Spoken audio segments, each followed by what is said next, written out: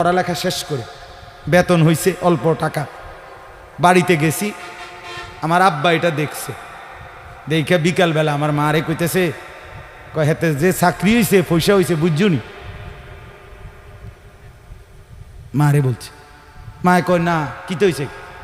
টুপি দেখছো না, টুপি দেখো না, রঙ্গিলা টুপি পিনছে, বুঝাই তো যায় ভূতের বেতন হয়েছে, চাকরি হয়েছে।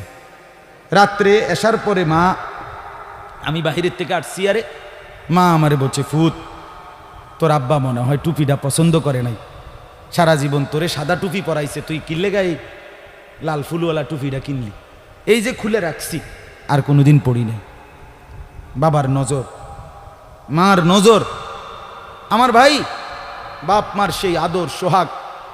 আমি জীবনে একবার আমার আব্বারে বলছিলাম, আব্বা আমি একটা মাদ্রাসার ব্যাপারে, যে আমি এই মাদ্রাসায় পড়তাম না, আমরা অন্য মাদ্রাসায় ভর্তি করার। আমার আব্বা বলছিল, ফুত পরের বেলা ভাত আমার ঘরে খাইও না, এক লোকমা ভাত মুখে দিবা না, বাইরও তুমি কই ফরবা তুমি বুঝো, ফরলে ফরো, না ফরলে ফিচা দিয়ে ফেরো, এটা আমার ঘরের ভাত খাইও না। আমি যে এনে বলছি এনেই পড়তে হইব না। তো কানতে কানতে চোখ মুছতে মুছতে সকালবেলা ভোরে চলে গেছি ওই মাদ্রাসায়। বুঝছি বাপ আমার এতটা শক্ত যে আসলেই আমারে বাদ দিবে না। বাবার সেই কঠোর শাসন আজ আল্লাহর কসম মনে হয় আল্লাহর কথা আপনাদের সামনে বলবার তৌফিক দিছে। আজ মা বাপ গাফেল হয়ে গেছে, গাফেল গাফেল। আপন ছেলে, মা বাপ বাইচা থাকতে আপন ঘরে ছেলেটা একদিনও ফজরের নামাজ পড়ে না, মা বাবার কলিজায় কোনো ব্যথা নাই। কেমনে মাইনা নেয় এটা? কিভাবে সম্ভব? আপন স্ত্রী, স্বামী তুমি বেঁচে আছো, তোমার স্ত্রী পুরা গ্যারাম হাঁটে, পুরা মার্কেট হাঁটে, তোমার বেডি রে সবাই চিনে, সবাই চিনে বেডি রে। তুমি বেড়া বাচ্চা রয়েছো কেন? তুই ফাঁসি দেস না কেন? তুই মরস না কেন বেটা? কেন তুমি মরো না? আত্মমর্যাদা যদি মুসলমানের না থাকে, আত্মসম্মান না থাকে, আমার জীবনে আর রইলটা কি? আমার জীবনের আর আছেটা কি? এজন্য ছেলেদেরকে বলি, বাপ দিন শিখো, আল্লাহর কোরআন শিখো, নামাজকে ভালোবাসো, চেহারা সুন্দর হবে, আখলাক সুন্দর হবে, দুনিয়াতেও সুখ মিলবে, আখেরাতেও সুখ মিলবে। এই বন্ধুর কথা ফেলে দিও না। আমি সব সময় বলি যে তোমার ছবি দেখায়, নাচ দেখায়, উলঙ্গ দৃশ্য দেখায়, জিনা ব্যভিচারের রাস্তায় নিয়ে যায়, মদের বোতল তুলে দেয়, ফেন্সিডিলের বোতল তুলে দেয়, ইয়াবার ট্যাবলেট তুলে দেয়, আল্লাহর কসম এটা বন্ধু না, বন্ধু না, এটা শয়তান, ইবলিস, শয়তান, এটা শয়তান, এই হারামি শয়তান। যেই মেয়ে তোমারে বিবাহ বহির্ভূত, যেই মেয়ের সাথে প্রেম করো, এই মেয়ে মেয়ে না, এটা সরাসরি ইবলিস, এটা শয়তান, এটা শয়তান, এটা তোমারে ভালো করবে না। কোরআনে আছে কিয়ামতের দিন অসৎ বন্ধুর কারণে বহু নাফরমান জাহান্নামী পাপী নিজের আঙ্গুল এইভাবে দাঁত দিয়া কামড়াবে, কামড়াইয়া ছিঁড়ে ফেলবে। ইয়াউমা ইয়াআদ্দু যালিমু আলা ইয়াদাইহি, এই আয়াত।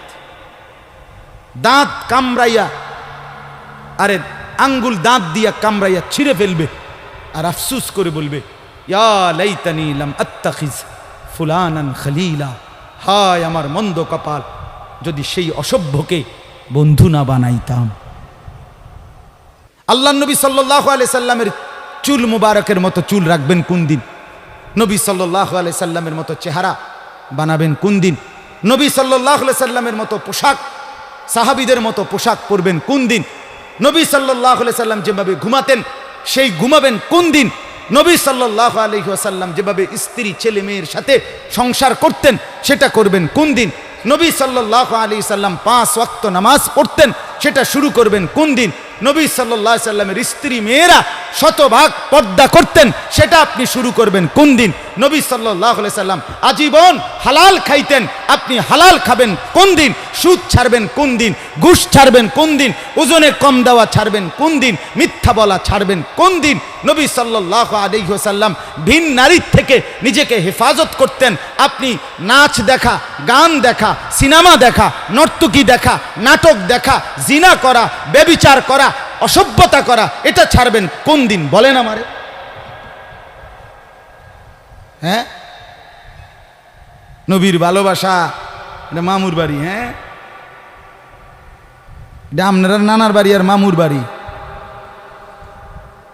আপনি ডুল্লা ডুল্লা কইবেন আর নবীর এশক মহব্বতে আপনি বাইসা যাইবেন। চেহারায়, সুরতে, আমলে, আখলাকে জিন্দিগির কোথাও রসুল্লাহ সাহাবীদের তরিকা থাকবে না। আপনি নবী প্রেমিক হবেন, এত বড় মিথ্যা নিজের জন্য ফয়সালা করেন না। নিজের ব্যাপারে এত বড় ভুল করেন না বাপ, নিজের এত বড় ক্ষতি করেন না। অনুরোধ আমার, ছেলেদেরকেও বলি বাপ, এই যৌবন, এই বয়স আল্লাহ তাআলা ইবাদতের জন্য দিছেন। কোরআনুল কারীমে আল্লাহ তাআলা বলেন, সুম্মা নুখরিজুকুম তিফলান, আমি মানুষের সন্তানকে প্রথম মায়ের পেট থেকে বাচ্চা আকারে বের করি। সুম্মা লিতাবলুগু আশুদ্দাকুম, অতঃপর তার দেহে আমি আল্লাহ শক্তি দিতে থাকি, দিতে দিতে যৌবনে শক্তি পরিপূর্ণ করে দেই। তাহলে আল্লাহ তাআলা যুবককে শক্তি পূর্ণ দিয়েছেন, আল্লাহর কসম, শুধুই আল্লাহ তাআলার বন্দেগীর জন্য। যুবক মানে যৌবনের এই শক্তি আল্লাহর দেওয়া, আল্লাহর দেওয়া। আপনারা ভাবেন তো, কারো যদি 1 ঘন্টায় বা 2 ঘন্টায় 6 বার 7 বার পেটে অসুখ হয়, পায়খানায় যায়, এরপরে তো শক্ত সামর্থ্য যুবকটা বিস্তার শুয়ে যায়। ঠিক কিনা বলেন? আপনি বলেন তো, কেন বড়াই করছেন? আপনার কি হইছে? আপনার তো হাত খুললে গেছে, না পাও খুললে গেছে, না নাক ফুরে গেছে, কিচ্ছু তো হয় নাই। পায়খানা না বাইরিছে, দুর্গন্ধযুক্ত পায়খানা পেটের থেকে বাইরিছে। তুই বেটা এত দুর্বল, সামান্য পায়খানাই তোমার শরীর থেকে একটু বেশি বাইরিয়ে গেলে তুমি হুইত্যা লাও, তুমি নি মাতবুরি দেখাও। এই অপদার্থ, তুমি অহংকার করো কেমনে? কথা বলেন। আমি বড়াই দেখাই কেমনে যে আমি সামান্য পায়খানা, এটার কাছে আমি এত দুর্বল? আমার কি বড়াই করা সাজে? তাহলে আমাদের প্রতি সেকেন্ডের সুস্থতা, আমাদের শক্তি, সবল, এটা তো আল্লাহর দান। কার দেওয়া বলেন না? আল্লাহর দান। আল্লাহর দেওয়া সেই শক্তি, আল্লাহর দেওয়া সেই বল, আল্লাহর দেওয়া সেই সাহস, আল্লাহর দেওয়া সেই যৌবন, আমার ভাই কেন না ফরমানের মধ্যে ব্যয় করা? কেন? আমি একটা ছোট্ট উদাহরণ দেই, এই কোরবানি সম্পর্কিত উদাহরণ, একটু মনোযোগ দিয়ে শোনেন। ওই যে যেখান থেকে কোরবানি শুরু, আদম আলাইহিস সালামের 2 ছেলে হাবিল কাবিল, জানেন না আপনারা? আমি পুরো ঘটনা বলতেছি না। তো আল্লাহ তাআলা 2 জনকে বলছে কোরবানি দিতে, এই প্রথম কোরবানি। ওয়ালিকুল্লি উম্মাতিন জাআলনা মানসাকান, এই সূরা হজ্জের মধ্যে আছে। আল্লাহ তাআলা বলেন, আমি প্রত্যেক জাতির জন্য কোরবানির হুকুম নির্ধারণ করেছি, একেবারে প্রথম থেকে, আদম আলাইহিস সালামের জামানা থেকে। তো আল্লাহ তাআলা বলেন, ওয়াতলু আলাইহিম নাবা আবনাই আদম বিল হক, হে নবী, আদমের 2 সন্তানের কোরবানির ঘটনাটা আপনি সঠিকভাবে আমার বান্দাদেরকে শুনান।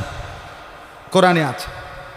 তো এই আদমের 2 ছেলে হাবিল কাবিল, ইজ কাররাবা কুরবানান, আল্লাহ বলেন তারা 2 ভাই যখন কোরবানি দিলেন, ফাতুকুব্বিলা মিন আহাদিহিমা, একজনের কোরবানি কবুল হলো, আলাম ইউতাকাব্বাল মিনাল আখার, আরেকজনের কোরবানি কবুল হলো না।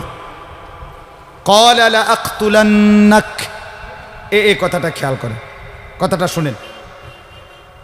যে ভাইয়ের কোরবানি কবুল হয় নাই তার নাম হলো কাবিল, আর যার কোরবানি কবুল হয়েছে তার নাম কি?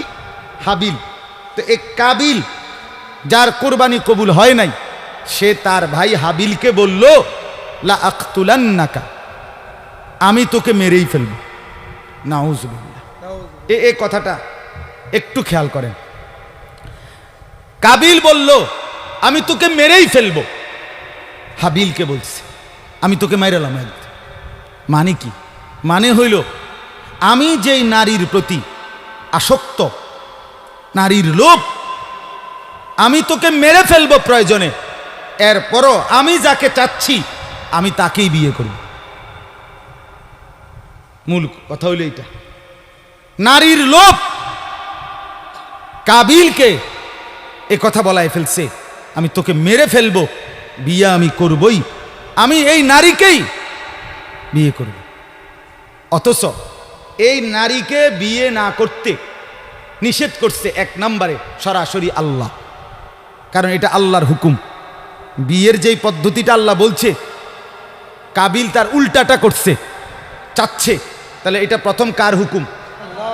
দুই নাম্বার, আদম আলাইহিস সালাম উনি একজন নবী কিনা, তাহলে এটা নবীরও হুকুম। তিন নাম্বার, আদম আলাইহিস সালাম এই কাবিলের বাপ কিনা, এটা বাবারও হুকুম।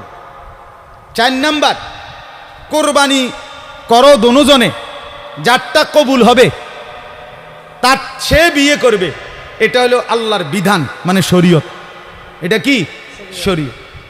এই কাবিল এই নাফরমান নারীর লোভে সে বলল আমি আল্লাহর হুকুমও মানি না, আমি নবীর হুকুমও মানি না, আমি বাপের কথাও মানি না, আমি শরীয়তও মানি না, আমি এরই বিয়ে করি। খেয়াল করছেন? নারীর আসক্তি, নারীর লোভ, হারাম প্রেম, হারাম ভালোবাসা তারে কত জঘন্য পরিণতিতে নিয়ে গেছে। সে বলতেছে আমি আল্লাহর হুকুমও মানি না, আমি নবীর হুকুমও মানি না, আমি বাপের হুকুমও মানি না, আমি শরীয়তও মানি না, আমি এরই চাই। এই আজকের যুবক, আজকের নওজোয়ান ছেলে মেয়েদের হালাত এটা।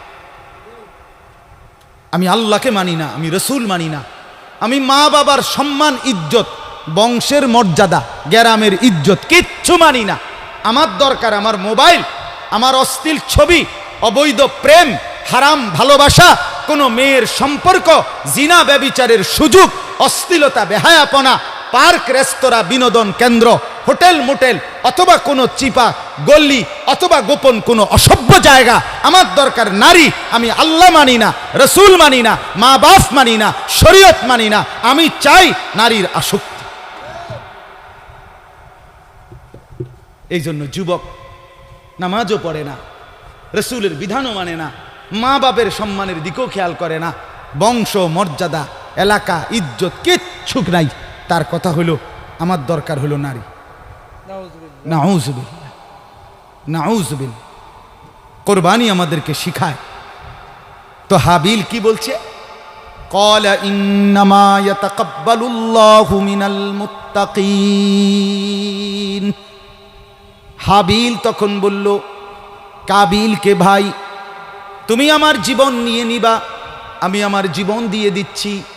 তবে বন্ধু, হাবিল বলল ভাই আমার, আমি জীবন দিবাও তাতেও কোনো আফসোস নাই, তবে মৃত্যুর পূর্বে তোমাকে বলে যাই কিয়ামত পর্যন্তের জন্য একটা কথা। কি কথা? হাবিল বললেন ভাই আমার, কিয়ামত পর্যন্তের জন্য আমি বলে গেলাম, নিশ্চয়ই আল্লাহ কিয়ামত পর্যন্ত কুরবানি কবুল করবে তার, তাকওয়া থাকবে যার।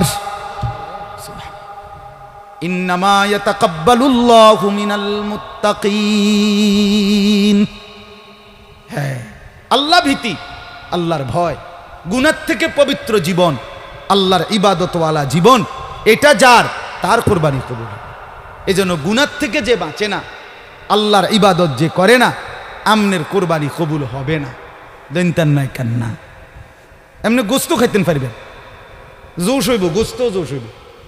রুডি খোলার দিলে রুডিও খোলার ধইব, এটি ঠিক আছে, এটি অসুবিধা হইতো না। অলিদ মরিচ দিলে এটি জোশ হইব, কিন্তু আসমানে যাবে না, আসমানে যাবে না, আল্লাহ কবুল করবে না। আল্লাহ কবুল করার জন্য আল্লাহ স্পষ্ট বলে দিছে, লান ইয়ানালাল্লাহা লুহুমুহা ওয়ালা দিমাউহা ওয়ালাকিন ইয়ানালুহুত তাকওয়া মিনকুম। বান্দা, গোশত আমি নেই না, রক্তও আমি নেই না, আমি শুধু তাকওয়া নেই। কি নেয়? কথা বলেন না, তাকওয়া মানে গুনাহমুক্ত জিন্দেগি। তাকওয়া মানে কি? গুনাহমুক্ত জিন্দেগি। তাকওয়া মানে ইবাদত যুক্ত জিন্দেগি। গুনাহ হবে না, ইবাদত ছুটবে না। কোরবানির গরু কিনতে গিয়া আমনে জোহরও পড়লেন না, আসরও পড়লেন না, মাগরিবও পড়লেন না, এশাও পড়লেন না। কোরবানির দিন আড্ডি কোবাইতে গিয়া আপনি জোহরও পড়লেন না, আসরও পড়লেন না, মাগরিবও পড়েন না।